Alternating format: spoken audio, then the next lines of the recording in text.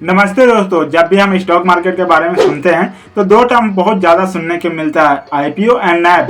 पर बहुत लोग इन दोनों वर्ड का मतलब जानते ही नहीं हैं और कुछ लोग जानते भी हैं तो बहुत कंफ्यूज होते हैं इन दोनों वर्ड को लेकर। तो अगर इस वीडियो को आप शुरू से लेकर लास्ट तक देखोगे तो मैं इस वीडियो में बहुत अच्छे से एक्सप्लेन करूंगा दोनों वर्ड का मीनिंग क्या है और इम्पोर्टेंट क्या है। तो वीडियो को लास्ट तक जरूर देखना अगर आप एक अच्छा इन्वेस्टर बनना चाहते हो या फिर इन्वेस्टमेंट स्टार्ट कर रहे हो। तो मेरा नाम है राम और बिना टाइम वेस्ट किए वीडियो को शुरू करते हैं। तो देखो, आईपीओ का मतलब होता है इनिशियल पब्लिक ऑफरिंग। इस प्रोसेस में जब कोई प्राइवेट कंपनी पब्लिक से पैसा उठाना चाहती है तो आईपीओ अपना लॉन्च करती है, उसी को बोलते हैं आईपीओ। अगर एक अच्छे एग्जांपल से समझे तो समझो एक टेस्टी फूड प्राइवेट लिमिटेड नाम की कंपनी है। उनका बिजनेस बहुत अच्छा है, अच्छे से प्रॉफिट कमा पा रहे हैं, अच्छा ग्रोथ है। पर उनको अपने बिजनेस को बढ़ाने के लिए, अपने जो फूड की स्टोर्स है और आउटलेट बेचने के लिए और आउटलेट बढ़ाने के लिए शहर में उनको चाहिए और पैसा। तो इस कंडीशन में उनके पास दो रास्ते होते हैं, या फिर पहला रास्ता कि बैंक से लोन ले ले, या दूसरा रास्ता कि पब्लिक से पैसे ले ले। यही पब्लिक से पैसे लेने वाले रास्ते को बोलते हैं आईपीओ, इनिशियल पब्लिक ऑफरिंग।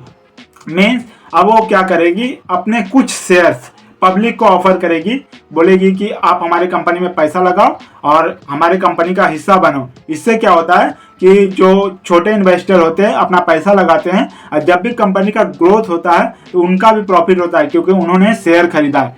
पर इसमें कुछ दिक्कत होती है। पर आईपीओ खरीदते समय आपको कुछ बातों का ख्याल रखना होता है, जैसे कि जो भी कंपनी में, जिस भी कंपनी का आप आईपीओ खरीद रहे हो वो कंपनी का बिजनेस क्या है, क्या वो कंपनी सच में प्रॉफिट कमा रही है, ये उस कंपनी का प्रोडक्ट क्या है, क्या प्रोडक्ट ट्रस्टेबल है, क्या जो कंपनी का ओनर है उनका इमेज सही है। इन बातों का ख्याल रखते हुए आईपीओ में इन्वेस्ट किया जाता है ताकि आगे जाके आपको तकलीफ ना हो, आपके पैसे डूब ना जाए। तो यही होता है इनिशियल पब्लिक ऑफरिंग। अब बात करते हैं कि नैब का मतलब क्या होता है। नैब का फुल फॉर्म है नेट एसेट वैल्यू। ये वर्ड ज़्यादातर आपको म्यूचुअल फंड में सुनने को मिलता है। ये वर्ड म्यूचुअल फंड के लिए है, पर इसको और सिंपल तरीके से समझने के लिए कि नैब का असली मतलब क्या है, आपके स्क्रीन पर एक फॉर्मूला आ रहा होगा। अब इसको और भी अच्छे से सिंप्लीफाई करते हैं। समझो कि आपने एक म्यूचुअल फंड में 1000 रुपये इन्वेस्ट किए।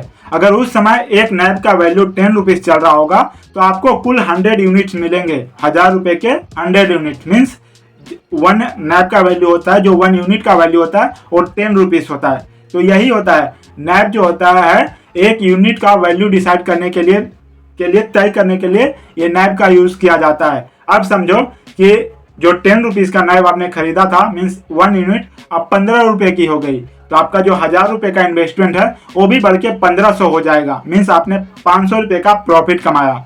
तो यही होता है नैब का मतलब। और नैब को इसलिए इंपॉर्टेंस दिया जाता है कि इसी से किसी भी म्यूचुअल फंड का जो प्राइस होता है ऊपर नीचे तय करते हैं, इस फंड का इतना रुपीस चल रहा है और इस फंड का इतना रुपीस चल रहा है।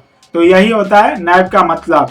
नैब को देखना जरूरी है और साथ ही म्यूचुअल फंड में इन्वेस्ट करने से पहले आपको बहुत चीज़ें पता करनी पड़ेगी, जैसे किसी भी फंड का पास्ट में वो कितना % का रिटर्न दे रहा है ईयरली, जो कि सबसे इम्पोर्टेंट रहता है। आपको उस फंड का सब कुछ चेक करना पड़ेगा। नैब का वैल्यू कम है या ज़्यादा है, क्या ओवर वैल्यूड है या फिर अंडर वैल्यूड है, ये सारी चीज़ें आपको देख के किसी भी म्यूचुअल फंड में इन्वेस्ट करना होता है। तो ये होता है दोनों वर्ड का मीनिंग।